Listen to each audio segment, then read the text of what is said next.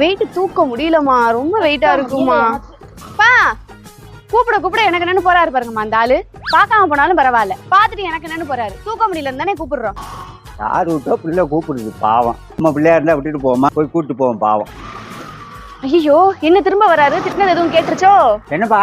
ஒண்ணும் இல்லப்பா, என்ன கொஞ்சம் பஸ் ஸ்டாண்ட்ல விட்டுருங்கப்பா, தூக்கிட்டு நடக்க முடியல, அதான் கூப்பிட்டேன். சரி வாப்பா.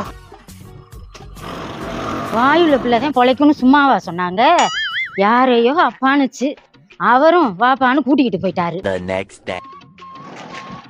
நேத்து வந்த மனுஷன் இல்ல அவரு. அப்பா அப்பா என்னையும் கூட்டிவாங்கப்பா. என்ன அப்பாவா? எனக்கு அக்கா மாதிரி இருக்கிற, அப்பான்னு கூப்பிடுற. அண்ணன் என்ன மாமான்னு கூப்பிட்டு இருந்தா பாவம்னு கூட்டிட்டு போயிருப்பேன். கிழவி நீ என்னைய அப்பாங்கிற, நீ நடந்தே வா, ஏத்த மாட்டேன். என்னடி இது கொடுமையா இருக்கு?